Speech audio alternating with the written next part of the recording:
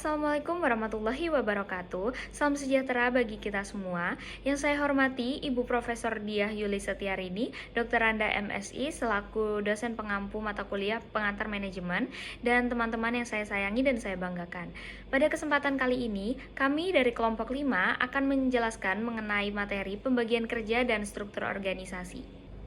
Perkenalkan, nama saya Anggraini Pramata Dewi. Saya dari program studi S1 Manajemen dengan nomor induk mahasiswa 2408102011109. Perkenalkan, nama saya Dwi Zulaika, biasa dipanggil Dwi. Saya dari Prodi S1 Manajemen dengan NIM 240810201115. Assalamualaikum warahmatullahi wabarakatuh. Perkenalkan, nama saya Muhammad Zaki Nurimansyah dari Prodi S1 Manajemen dengan NIM 240810201078.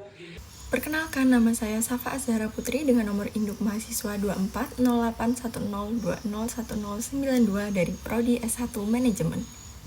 Perkenalin, nama saya Yedi. Saya dari jurusan manajemen dengan nomor induk mahasiswa 240810201195. Sebelumnya, saya akan menjelaskan tentang pengertian dari organisasi. Organisasi merupakan suatu kesatuan atau struktur utuh yang bekerja sama secara sistematis dalam melakukan kegiatan. Hal ini sebagai bentuk upaya dalam mencapai tujuan bersama. Selanjutnya, hubungan antar struktur yang telah dibuat akan sangat mempengaruhi tercapainya tujuan organisasi tersebut. Adapun fungsi dari dilakukannya pengorganisasian.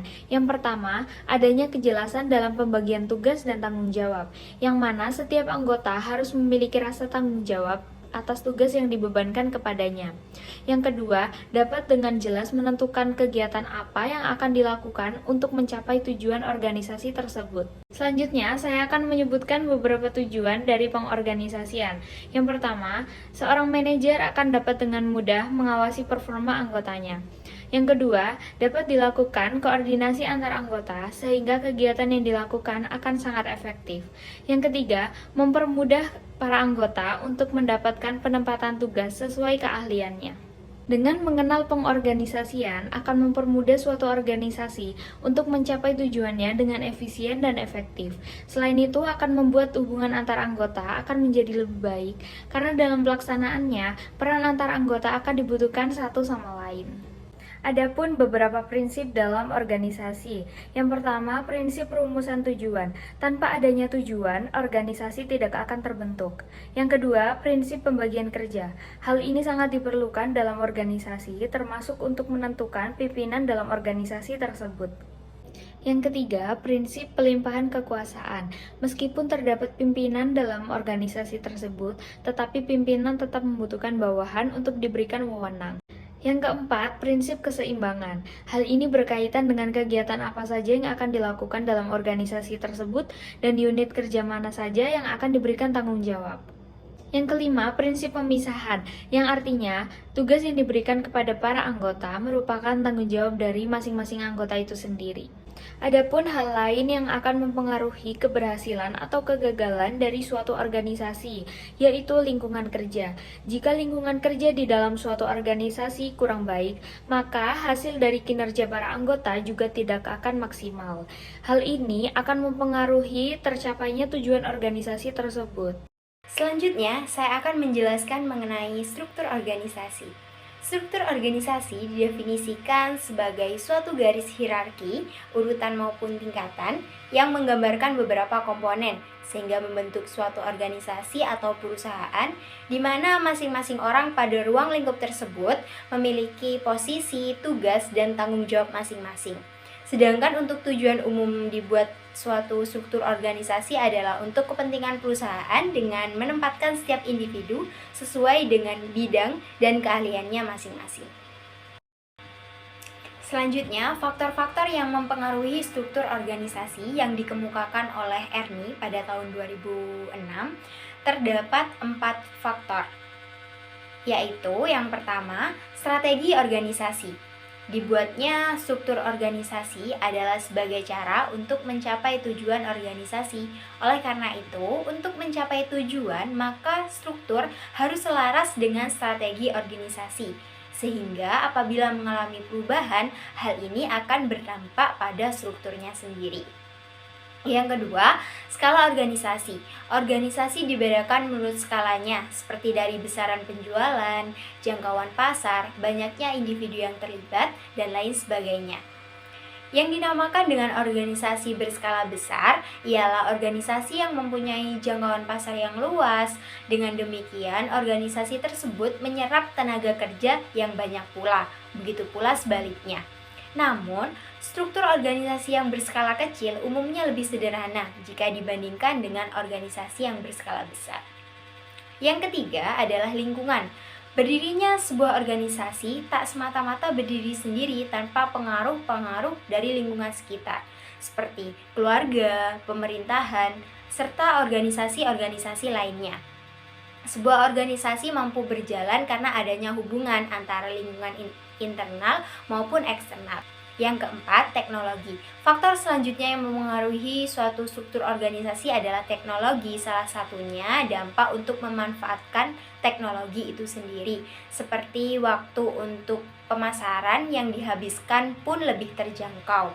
Pada hakikatnya, manusia tidak akan mampu menyelesaikan tuntutan pekerjaan yang begitu banyak hanya dengan mengandalkan diri mereka sendiri. Disinilah peran teknologi hadir sebagai faktor pendukung yang dapat membantu manusia dalam menyelesaikan pekerjaan mereka. Selanjutnya, jenis struktur organisasi. Terdapat 4 jenis jika dikelompokkan secara umum. Antara lain, yang pertama struktur hierarki. Jenis ini umumnya ditandai dengan bagian awal bagan yang menunjukkan posisi pimpinan perusahaan seperti CEO. Alur tingkatannya bergerak ke bawah. Ada 2 jenis yang menggambarkan hubungan dalam jenis struktur ini, yaitu vertikal yang berarti kedudukannya lebih tinggi ataupun lebih rendah, serta horizontal yang berarti kedudukannya sejajar atau setara. Yang kedua, struktur fungsional. Jenis struktur organisasi ini merupakan yang paling sering ditemukan. Ciri khasnya terletak pada penjabaran karyawan dalam beberapa departemen atau bidang. Yang ketiga, struktur lingkaran. Beda halnya dengan hierarki dan fungsional, jenis struktur ini menggunakan beberapa lapisan unsur lingkaran dalam menggambarkan peranan dan kedudukan individu. Semakin dalam keberadaannya, maka semakin penting pula peranan dan kedudukan mereka dalam perusahaan. Yang keempat adalah struktur matriks. Perbedaan struktur ini keberadaan garis putus yang menggambarkan hubungan tidak langsung kepada manajer bagian ataupun divisi. Fungsi struktur organisasi terdapat 3 macam, antara lain yang pertama, memberi kejelasan tanggung jawab pada masing-masing anggota. Dalam urutan sebuah struktur organisasi, dalam perusahaan memiliki tanggung jawab mengenai tugas dan segala kewajiban yang telah dibebankan kepada mereka yang harus dipertanggungjawabkan pada atasan yang telah memberikan wewenang kepada mereka. Yang kedua, memberikan gambaran tugas yang dibebankan secara jelas. Setiap tugas atau pekerjaan yang dibebankan kepada setiap individu harus mampu memperjelas peran mereka di dalam perusahaan yang terkait. Yang ketiga, memperjelas peran dan kedudukan anggota organisasi. Kejelasan peran dan kedudukan seseorang dalam struktur organisasi sejatinya untuk mempermudah dalam melakukan koordinasi maupun hubungan dengan pihak lain dalam organisasi tersebut. Selanjutnya, departementalisasi. Departementalisasi merupakan metode membagi organisasi menjadi beberapa unit atau departemen guna meningkatkan efisiensi dan spesialisasi dengan mengelompokkan tugas, fungsi, atau prosesnya. Jenis yang pertama ialah fungsional, merupakan jenis yang paling umum di mana mengelompokkan individu berdasarkan fungsi yang mereka lakukan. Yang kedua, jenis geografis. Ketika suatu perusahaan mengklasifikasikan karyawannya berdasarkan wilayah atau geografi yang mereka cakup, itu artinya perusahaan tersebut menggunakan jenis geografis. Hal ini umum terjadi pada perusahaan dengan operasi yang tersebar luas, seperti restoran cepat saji ataupun bank. Yang ketiga, jenis produk. Produk disusun berdasarkan semua aktivitas yang terkait dengan mengembangkan produk tersebut. Jenis ini menekankan pengetahuan dan keahlian mereka. Yang keempat, jenis pelanggan. Biasa dikenal dengan departementalisasi pasar. Umumnya terjadi di perusahaan yang memproduksi produk atau layanan untuk pasar. Hal ini membantu atasan untuk lebih memahami kebutuhan dan keinginan sasaran mereka. Yang kelima, jenis proses. Yang dimaksud dengan proses adalah kegiatan suatu perusahaan mengelompokkan kegiatannya berdasarkan proses produksinya. Hal ini umum terjadi di perusahaan manufaktur dan produksi yang membutuhkan koordinasi di antara lini proses produksinya. Di sini saya akan menjelaskan tentang pengertian pembagian kerja. Pembagian kerja adalah pembagian yang terstruktur antara tugas-tugas yang dibebankan kepada individu dalam suatu perusahaan.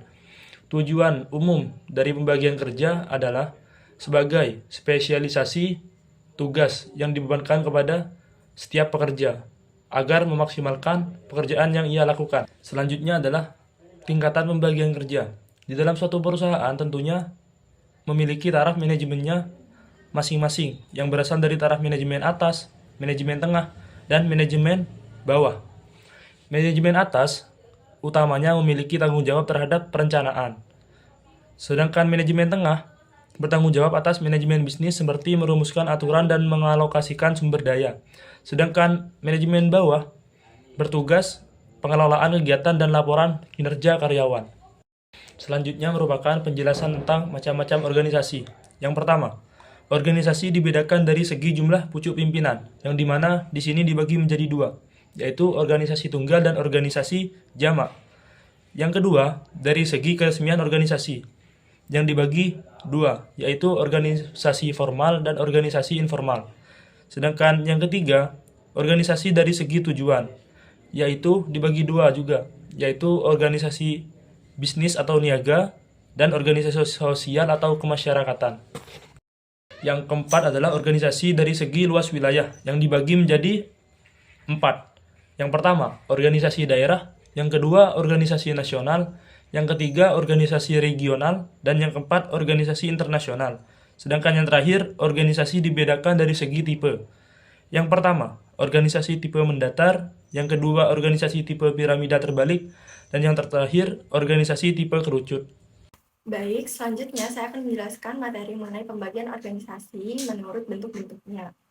Yang pertama yaitu organisasi staff atau staff organization. Nah, di dalam organisasi ini hanya terdapat pimpinan atau pucuk pimpinan organisasi dan juga staff, di mana nanti sistemnya adalah pucuk pimpinan akan memberikan arahan kepada staff untuk melaksanakan tugasnya, serta staff memiliki hak untuk memberikan saran, nasihat, atau masukan mengenai keberlangsungan perusahaan kepada pucuk pimpinan. Kemudian yang kedua yaitu organisasi lini. Di dalam bentuk organisasi lini ini, pucuk pimpinan atau pimpinan organisasi dianggap dan dipandang sebagai satu-satunya sumber kekuasaan. Jadi semua pengambilan kebijakan, keputusan itu hanya bergantung dan dapat dipertanggungjawabkan oleh pimpinan.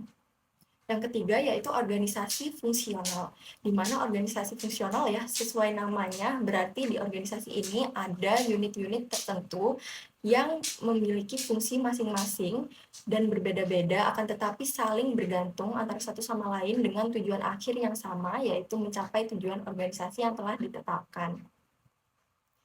Yang keempat yaitu organisasi garis dan staf, di mana organisasi garis atau lini dan staf ini merupakan perpaduan ya antara dua organisasi itu sendiri yang sistemnya adalah nanti pucuk pimpinan akan memberikan wewenang kepada unit-unit organisasi yang ada di bawahnya untuk bekerja sesuai bidangnya masing-masing dan dapat mencapai tujuan organisasi dengan maksimal dan baik.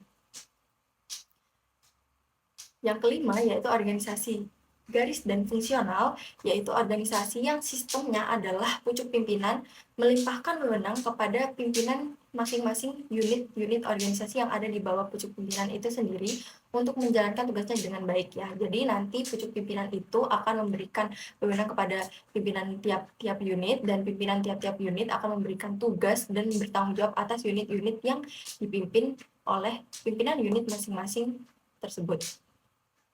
Kemudian yang keenam yaitu organisasi garis, fungsional, dan staf. Sesuai namanya ya, berarti ini adalah perpaduan antara 3 organisasi, yaitu organisasi garis, lini, organisasi staf, dan juga organisasi fungsional, yang mana nanti pucuk pimpinan itu akan mendelegasikan kekuasaan manajemen kepada unit-unit yang ada di bawahnya.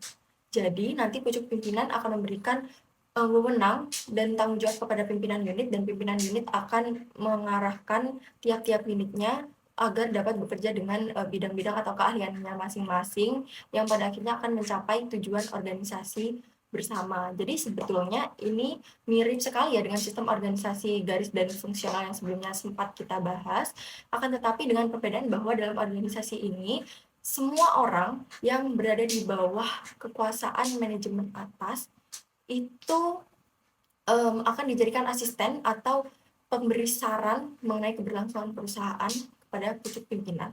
Dan yang terakhir yaitu organisasi panitia atau committee organization, merupakan organisasi yang bentuknya adalah bagaimana anggota-anggotanya dapat melakukan aktivitas-aktivitas tertentu sesuai dengan kelompok yang sudah dibentuk berdasarkan keahliannya masing-masing, yang direncanakan atau dijalankan untuk mencapai tujuan bersama. Kita bahkan bisa melihat contoh adanya organisasi panitia ini ketika kita mengikuti PKKMB UNED 2024 kemarin ya, di mana ada organisasi panitia dalam kegiatan tersebut. Nantinya akan ada panitia yang bertanggung jawab atas konsumsi, panitia yang bertanggung jawab atas keamanan, dan lain sebagainya. Nah, tentunya setiap bentuk organisasi memiliki kelebihan dan kekurangannya masing-masing. Dan sangat penting ya untuk kita belajar mengenai kekurangan dan kelebihan masing-masing organisasi supaya kita akan dapat mengupayakan cara-cara bagaimana kita dapat mengatasi kekurangan dan juga memanage kelebihan seperti itu agar kita dapat menjalankan tujuan organisasi dengan maksimal. Baik, kita akan mulai membahas kelebihan dan kekurangan dari organisasi lini. Nah, seperti yang kita tahu dan bahas ya tadi, bahwa organisasi lini itu merupakan organisasi yang memandang pucuk pimpinan organisasi sebagai sumber kekuasaan terbesar. Jadi, segala pengambilan keputusan, kebijakan itu bergantung dan juga dipertanggungjawabkan oleh pucuk pimpinan organisasi. Nah, jadi organisasi ini memiliki kelebihan berupa adanya kepemilikan garis komando dan kepemimpinan yang sangat jelas dan kuat. Kenapa ya? Karena itu tadi, bahwa pimpinan organisasi merupakan sumber kekuasaan terbesar dalam suatu organisasi. Kemudian pelaksanaan koordinasi juga menjadi lebih mudah, karena nantinya staf hanya akan dan hanya perlu melakukan arahan sesuai yang diperintahkan dan diarahkan oleh pucuk pimpinan organisasi yang dianggap sebagai sumber kekuasaan terbesar.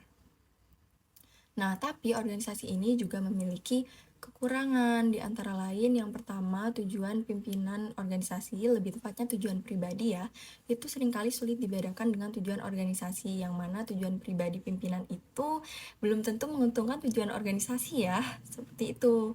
Kemudian yang kedua, adanya tekanan yang cukup signifikan ya terhadap pimpinan, karena kan ya itu tadi, pimpinan itu dianggap sebagai pemegang kekuasaan terbesar begitu ya, dan memang dipandang seperti itu. Jadi tekanan yang harus dihadapi pimpinan itu cukup luar biasa, seperti itu. Kemudian yang ketiga yaitu pimpinan memiliki kecenderungan untuk bertindak otoriter ya. Jadi ya itu tadi, karena pimpinan merasa bahwa dianggap sebagai pemegang kekuasaan dalam suatu organisasi seperti itu. Jadi kadang pimpinan itu bisa bersifat otoriter ya, atau diktator, jadi kurang fleksibel, kaku, dan lain sebagainya. Baik, selanjutnya yaitu kelebihan dan kekurangan dari organisasi lini atau garis dan staf. Nah, dari kelebihan dulu ya, yang pertama adanya konsep kesatuan komando yang tetap berada di satu tangan. Nah, jadi ini mirip sekali ya dengan organisasi lini, yang mana komando ini hanya dipegang oleh satu pucuk pimpinan organisasi seorang, seperti itu. Kemudian yang kedua, tugas yang diberikan itu jelas. Jadi, pimpinan atau pucuk pimpinan organisasi itu dalam memberikan tugas kepada pimpinan unit dan juga pimpinan unit dalam memberikan arahan kepada unit-unit yang menjadi tanggung jawabnya itu cukup jelas, sehingga sistem manajerialnya dapat terkelola dengan baik. Dan yang ketiga, pengambilan keputusan relatif lebih mudah dan cepat ya dalam organisasi ini. Kenapa? Karena staf itu diperbolehkan membantu dalam artian diperbolehkan memberikan saran dan pendapat serta masukan yang mendukung dan membangun. Jadi organisasi ini tuh mendengarkan ya pendapat para staf yang kemudian akhirnya akan menjadi bahan pertimbangan sehingga menghasilkan keputusan yang relatif lebih mudah, cepat, dan juga baik. Adapun kekurangan dari organisasi lini dan staf ini, yang pertama adanya tingkat solidaritas yang rendah. Mengapa demikian? Nah, seperti yang kita tahu ya bahwa dalam organisasi ini terdapat unit-unit yang dijalankan sesuai dengan bidang keahliannya masing-masing dan juga memiliki fungsi-fungsi tertentu. Nah, jadi seringkali anggota unit yang satu dengan anggota unit-unit yang lain itu tidak saling mengenal sehingga terjadilah tingkat solidaritas yang relatif rendah seperti itu. Belum lagi apabila tiap anggota unit itu bersaing atau berkompetisi secara tidak sehat karena mereka itu ingin unitnya itu yang menonjol dan terlihat lebih baik daripada unit-unit yang lain. Padahal unit-unit ini menjalankan fungsi yang saling bergantung satu sama lain dan juga memiliki tujuan yang sama, yaitu mencapai tujuan organisasi seperti itu. Kemudian yang ketiga itu seringkali terjadi kekacauan ya dalam menjalankan wewenang karena tidak adanya kesepakatan dalam menjalankan tugas. Nah, jadi seperti yang kita tahu ya bahwa unit-unit ini sudah dijalankan dengan bidang atau keahliannya masing-masing sesuai dengan passionnya masing-masing. Jadi mereka sudah dibagi tugas nih, tetapi tidak jarang ya mereka itu tidak terima dengan tugas yang didapat seperti itu. Jadi kerap kali menimbulkan kekacauan dalam suatu organisasi. Terdapat kelebihan dan kekurangan pada organisasi fungsional. Kelebihan yang pertama yaitu pekerja dapat meningkatkan produktivitas dan efisiensi dengan bekerja sesuai dengan kemampuannya masing-masing. Yang kedua yaitu adanya kemungkinan terjadi peningkatan efisiensi dan produktivitas. Yang terakhir yaitu yang ketiga, pekerja sangat kooperatif, setia, dan disiplin karena mereka melakukan pekerjaan yang sama. Untuk kekurangannya yaitu yang pertama, bekerja kadang-kadang sangat membosankan. Yang kedua, karena karyawan hanya berkonsentrasi pada bidang yang mereka kuasai, perpindahan karyawan dengan sistem seperti promosi atau mutasi menjadi lebih sulit. Yang terakhir atau yang ketiga, bekerja yang mementingkan diri sendiri seringkali menjadi penghalang untuk koordinasi menyeluruh. Kelebihan dan kekurangan pada organisasi lini dan fungsional. Kelebihan yang pertama yaitu tingkat kedisiplinan yang tinggi. Yang kedua, tingkat produksi relatif tinggi karena spesialisasi digunakan secara efektif. Yang ketiga yaitu pekerjaan yang tidak rutin tidak perlu dikerjakan. Kekurangan yang pertama yaitu kurangnya fleksibel. Yang kedua, pejabat fungsional akan bingung karena akan diawasi lebih dari satu individu. Yang ketiga, spesialisasi membuat karyawan merasa jenuh. Kelebihan dan kekurangan dari organisasi, komite, atau panitia. Kelebihan yang pertama yaitu keputusan dapat diambil baik melalui musyawarah dengan pemegang saham atau dewan. Yang kedua, tidak banyak pimpinan yang bersifat autokratis. Yang ketiga, sistem tour of duty memungkinkan pengembangan karir yang lebih terjamin. Kekurangan yang pertama yaitu kecepatan pengambilan keputusan sangat rendah. Yang kedua, biaya rutin untuk operasional sangat tinggi. Yang ketiga, jika terjadi masalah, penghindaran tanggung jawab sering terjadi.